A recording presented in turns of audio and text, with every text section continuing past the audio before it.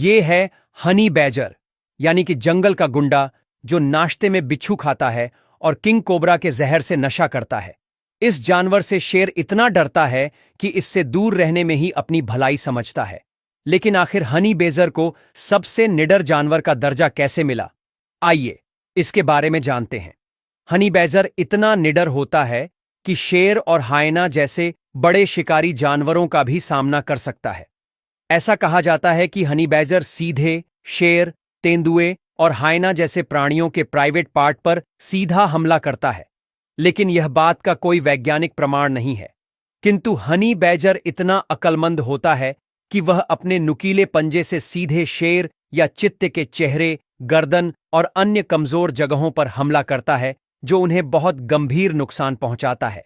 इसलिए शेर, तेंदुआ और भेड़िए जैसे प्राणी हनी बैजर से पंगा लेने से दूर रहते हैं। हनी बैजर अपना दिमाग भी बहुत तेज चलाता है। आप उन्हें किसी भी पिंजरे में बंद कर दो, फिर भी वह बाहर निकलने का कोई न कोई रास्ता ढूंढ ही लेगा। यह छोटा सा हनी बैजर दुनिया के सबसे जहरीले सांप, ब्लैक मांबा या किंग कोबरा को भी मारकर बड़े मजे से खाता है।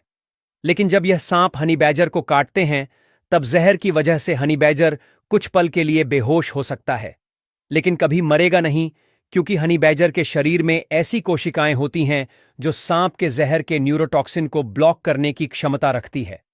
इसका मतलब है कि जहर हनी बैजर को उतना प्रभावित नहीं कर पाता जितना कि इंसानों को कर सकता है। दूसरी ओर भेड़िए और हायना हनी बैजर से पंगा इसलिए नहीं लेते क्योंकि हनी बैजर के पास अपनी दो सबसे बड़ी ताकत होती है। एक है उसकी लचीली खाल।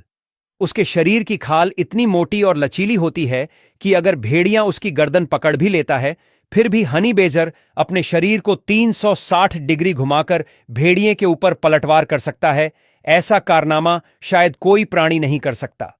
हनी बैजर की दूसरी सबसे बड़ी ताकत है उसकी थके बिना लड़ाई करने की क्षमता। हनी बैजर बिना थके, बिना रुके लड़ने की काबिलियत रखता है। जब तक उसके सामने वाला प्राणी हार न मान ले, वह कभी पीछे नहीं हटता। यही कारण है कि बड़े बड़े शिकारी जानवर भी उससे भिड़ने से कतराते हैं। हनी बैजर को शहद बेहद पसंद है। वे मधुमक्खियों के छत्तों को नष्ट करके शहद निकालते हैं। लेकिन जब मधुमक्खी का पूरा झुंड उस पर हमला करता है, तब हनी बैजर को हल्की असुविधा होती है, लेकिन उसकी मोटी लचीली खाल और घने बालों के चलते मधुमक्खी उन्हें कुछ नहीं कर पाती। टाइगर और तेंदुए की तरह हनी बैजर भी अकेला रहना ही पसंद करता है। वह अपनी मादा या नर के पास तभी जाते हैं जब प्रजनन का समय आता है। प्रजनन के बाद नर और मादा अपने अपने रास्ते चले जाते हैं और मादा अकेली ही 1 या 2 बच्चों को जन्म देती है और उसे बड़ा करती है।